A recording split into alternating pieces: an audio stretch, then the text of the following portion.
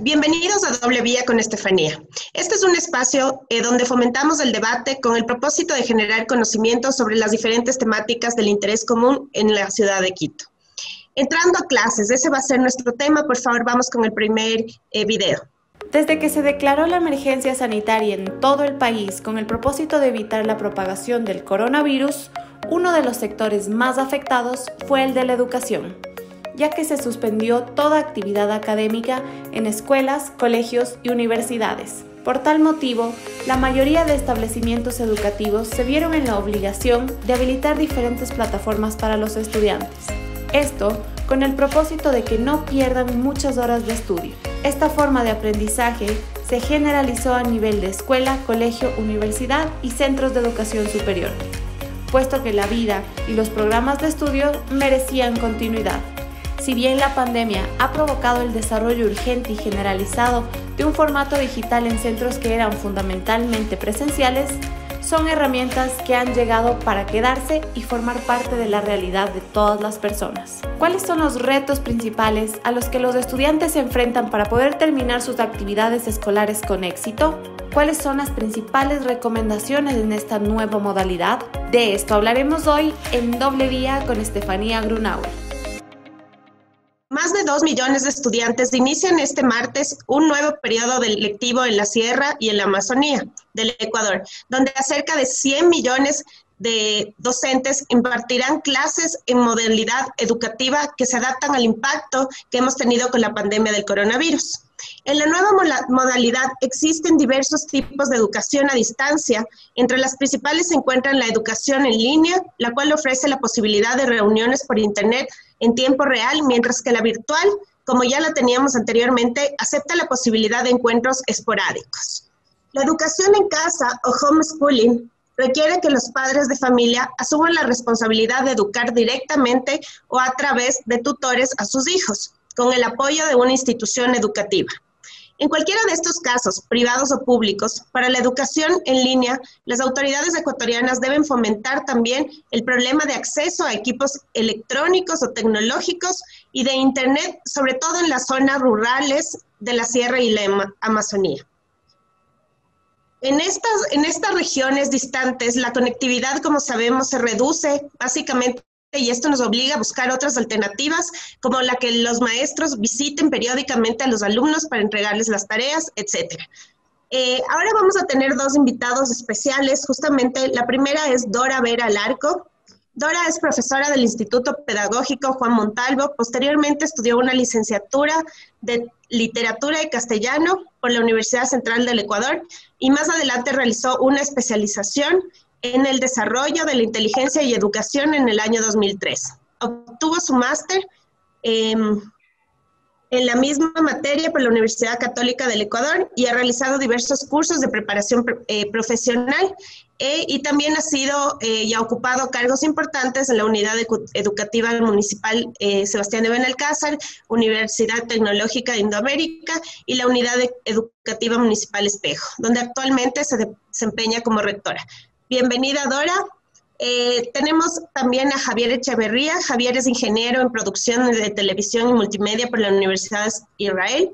Su objetivo es contribuir con la experiencia y conocimientos adquiridos por la práctica y estudios realizados al éxito de los estudiantes. Busca asumir con responsabilidad y lealtad los nuevos retos y objetivos impuestos por la docencia para así alcanzar un óptimo desarrollo tanto personal como profesional.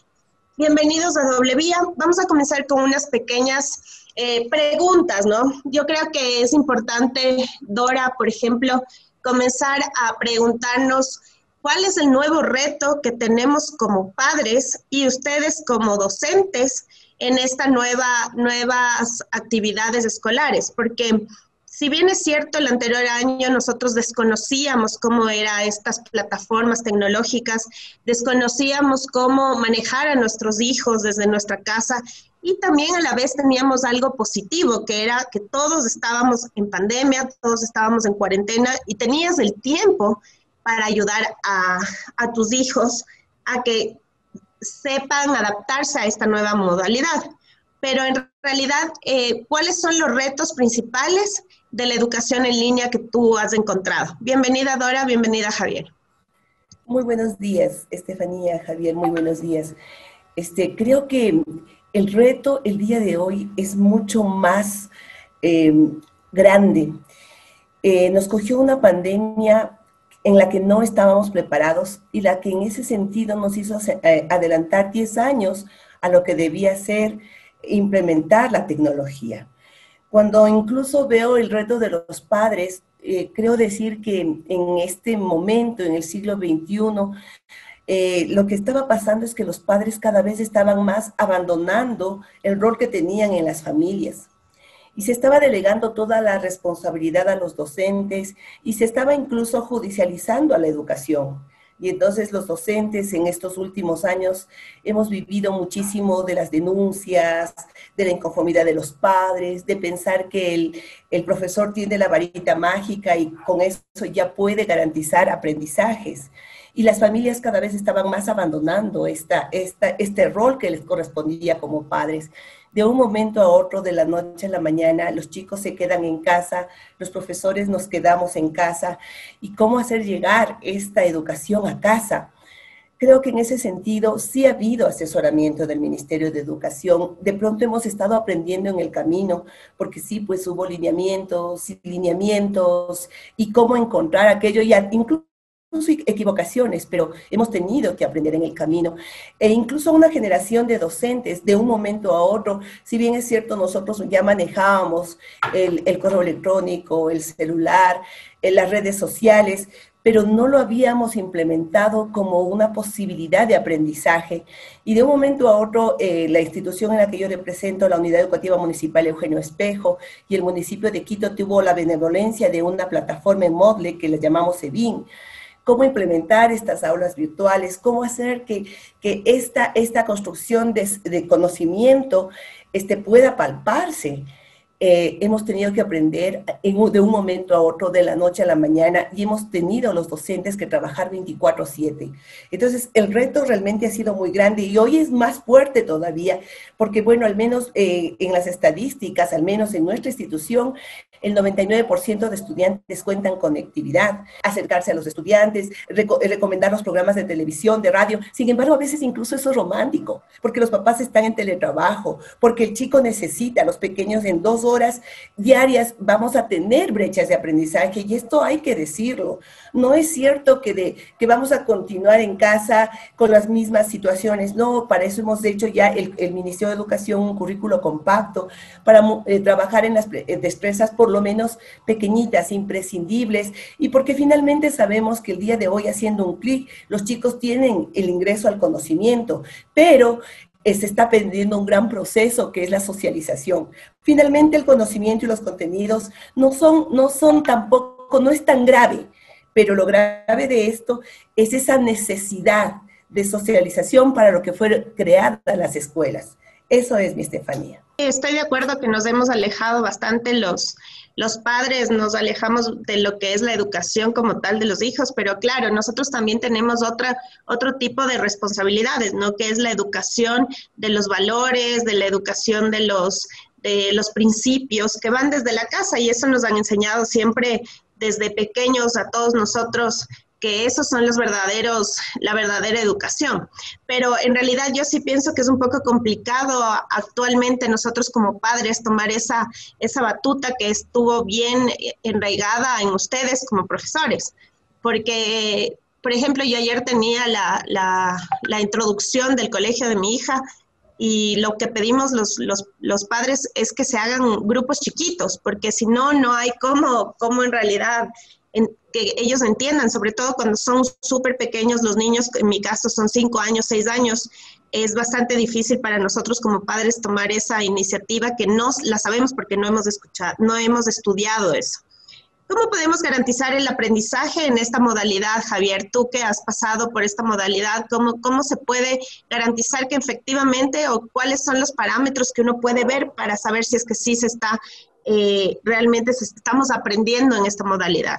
Bueno, te comentaré que realmente creo que es un trabajo mancomunado en todo lo que tiene que ver con el tema estudiantil.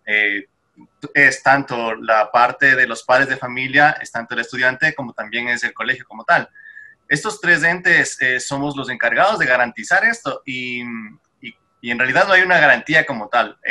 Todo esto tiene que ver mucho con la forma y la idiosincrasia que se tiene primero como país. Lamentablemente, como decía justamente la señora entrevistada también, estábamos muy atrás en el tema de educación y nos ha tocado levantarnos y ver qué es lo que hay. Realmente ha sido un shock bastante fuerte para el Ecuador y toda la comunidad educativa. Realmente este es un gran problema que hemos tenido, pero creo que de a poquito hemos ido solucionando y tenemos que cambiar esa idiosincrasia que hemos tenido, que de solamente responsabilizar al colegio por tal cosa, responsabilizar al estudiante por tal cosa, responsabilizar a la unidad educativa, sino realmente es una responsabilidad absolutamente de todos. Ahora, yo creo que hay 4 elementos bastante importantes para poder garantizar. El primero es obviamente el tema tecnológico, que como decía justamente, hay muchos alumnos que no tienen este acceso a la educación tecnológica y lamentablemente ese es un punto en contra. Segundo, el tema metodológico. También hemos visto, hasta mismo en Facebook, en redes sociales, hemos visto que hay muchos profesores que lamentablemente a algunos les hacen burla porque no tienen esa metodología de enseñanza a través de la tecnología y otros en cambio que les ayudan a los maestros a poder a impartir esas clases. Entonces hay estos dos temas. Del tercer tema es el tema físico. ¿Okay?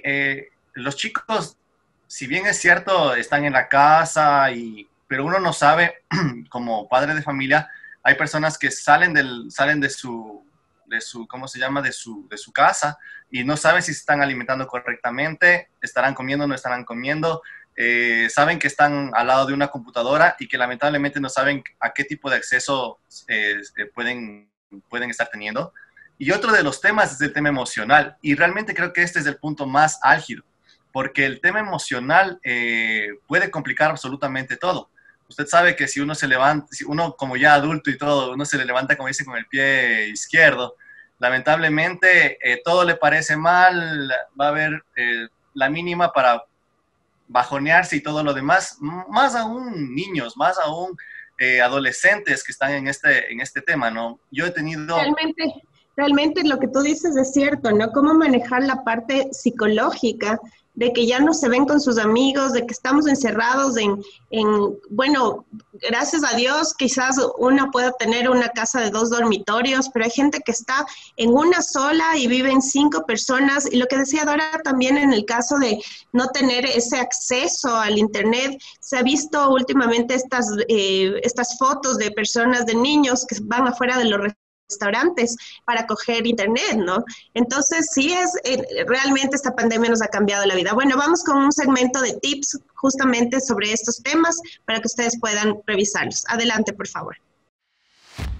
Para cumplir de mejor manera, será necesario priorizar tus actividades. Vas a tener que elegir qué actividad es la más importante y no solo en las cuestiones escolares, también en las personales.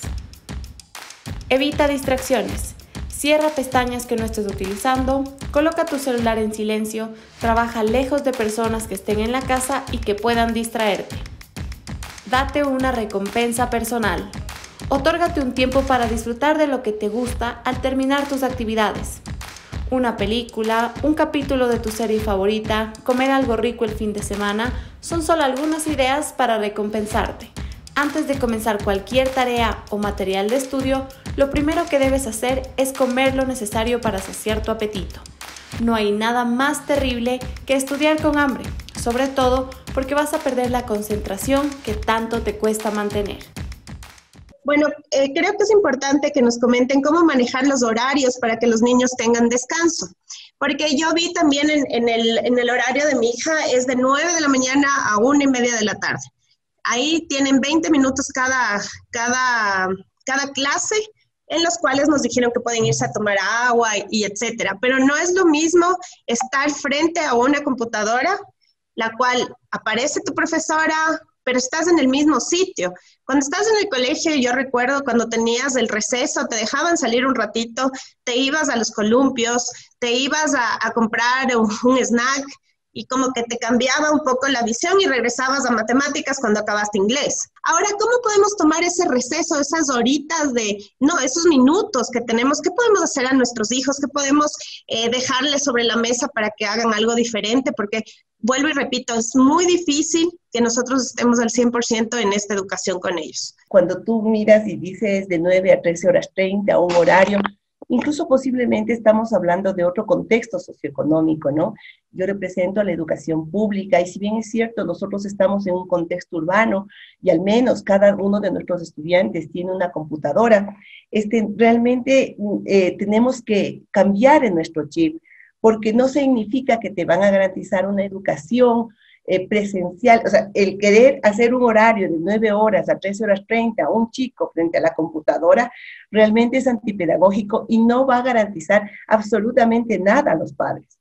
El Ministerio de Educación nos está dando dosificación de tiempo. Los pequeñitos, si tu niño es de 5 años, el niño máximo deberá estar conectado a su computadora 40 minutos. El Ministerio nos dice 30, pero con las reuniones Zoom nos parece correcto un tiempo de 40 minutos diarios, porque sería un maltrato el que un muchacho de 5 a 6 años de edad se siente de 9 a 13 horas 30, aunque le den 20 minutos de receso.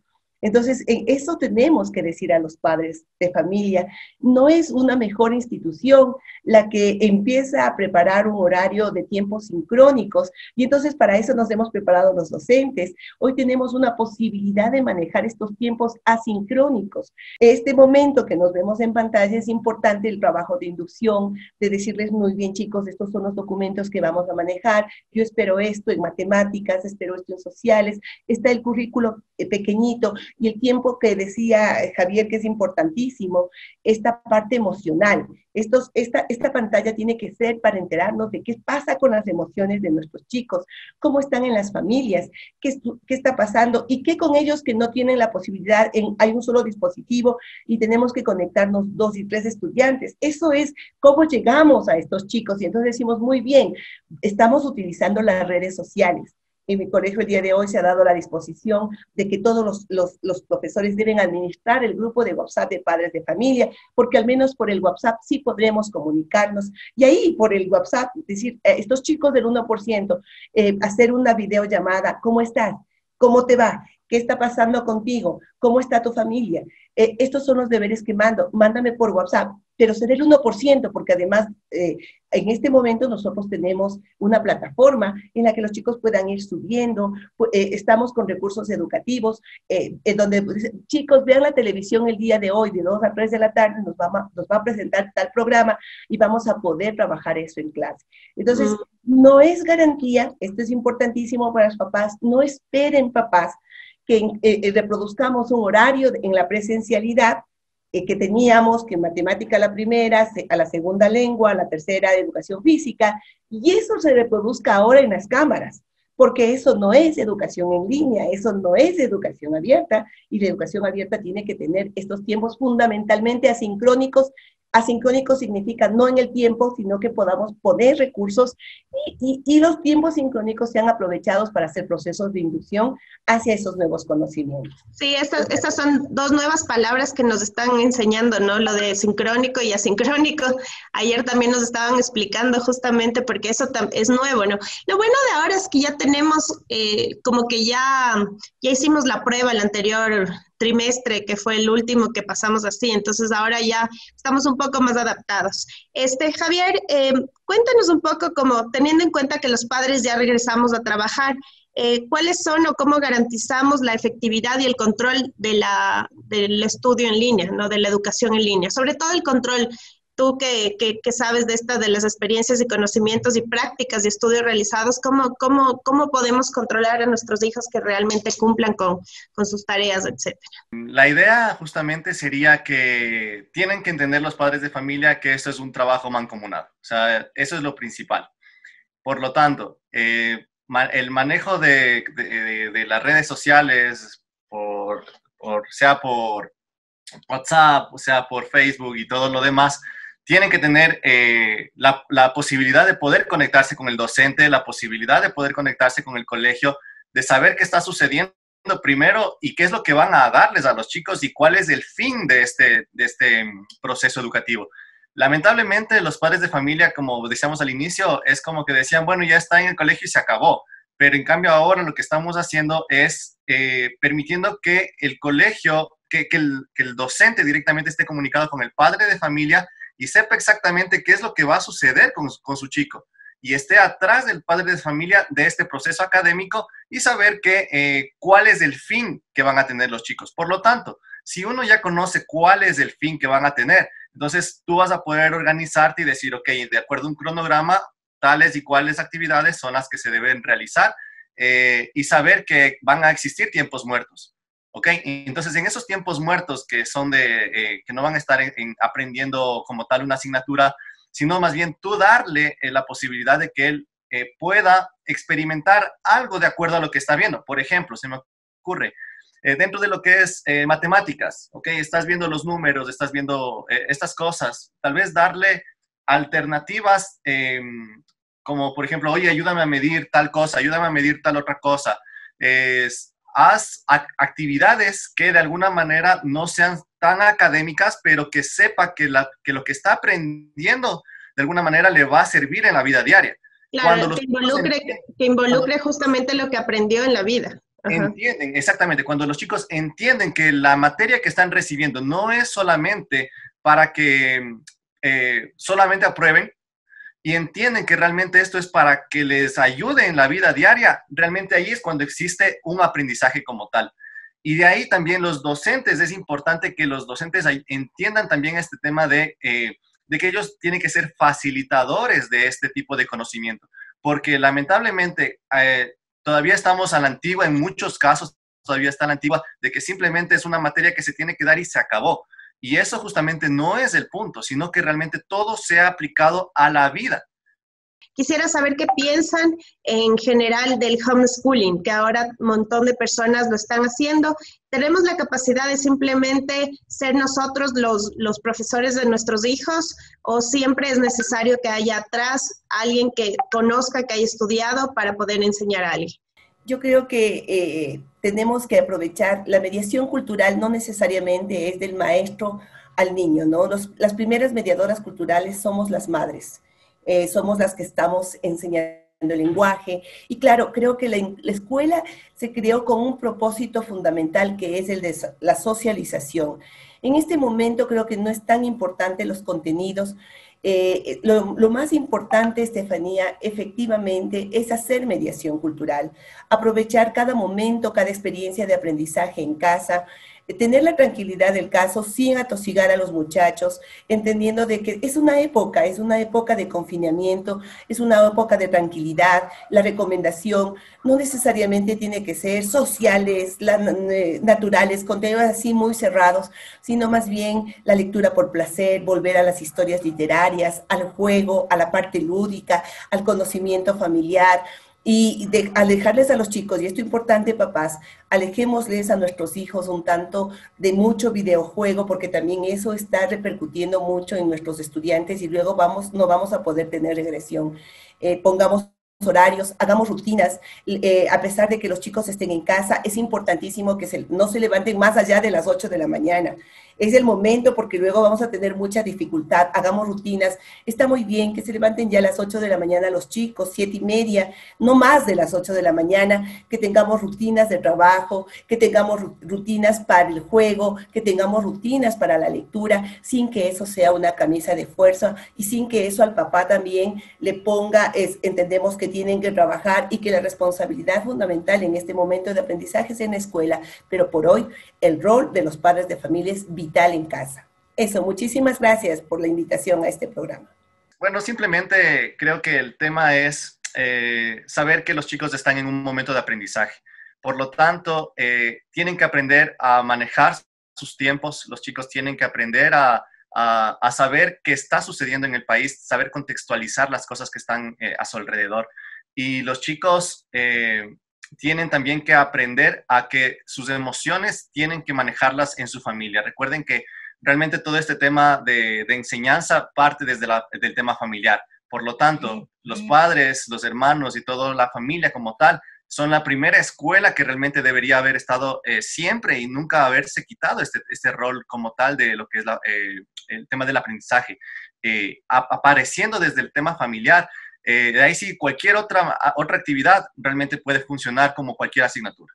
Entonces, simplemente decirles a los padres de familia que dentro de lo que es el homeschooling, se permitan el proceso de poder ser profesores, se permitan y lo hagan propio, ¿no? Lo hagan propio y digan, ok, yo soy maestro de mi hijo, yo estoy enseñándole a mi hijo, de mí va a sacar ese conocimiento, de mí va a sacar esa experiencia que lamentablemente no tuvimos con nuestros padres en muchos de los casos y ahora nos ha tocado, así que más bien darles ánimos a los padres porque realmente lo necesitan. Sé que es un poco complicado, pero sé que lo vamos a lograr y es una de las formas, creo que funcionan mucho más, porque de ahí cualquier otra enseñanza se puede ir aprendiendo en la vida. Bueno, muchísimas gracias, es verdad, hay que apoyar a los padres, hay que apoyar a los niños y hay que apoyar a los maestros. Es un tripartito súper especial en este tiempo, que todos queremos, el fin común es ayudarnos entre todos y sobre todo que nuestros niños aprendan y que sean felices en la vida. Cuídense mucho, hasta luego. Gracias a todos por estar con nosotros. ¿Sabías que para este año 50% de los estudiantes estarán matriculados en algún curso de aprendizaje virtual aparte de la escuela o el colegio normal? ¿Sabías que el 87% de las empresas estadounidenses ofrecen formación en línea para mejorar el desempeño y desarrollo de sus empleados? De estas, el 72% consideran que esta modalidad de aprendizaje es una ventaja competitiva de su empresa, ya que permite que sus colaboradores se mantengan actualizados en sus respectivas áreas. El aprendizaje virtual aumenta las tasas de retención del conocimiento hasta en un 60%. El 46% de las personas que ingresan a las plataformas de aprendizaje virtual lo hacen desde la cama antes de dormir y el 52% estudia en la mañana al levantarse. ¿Sabías que se redujo en un 85% las emisiones de CO2 por estudiante en aquellos que lo hacen de manera virtual?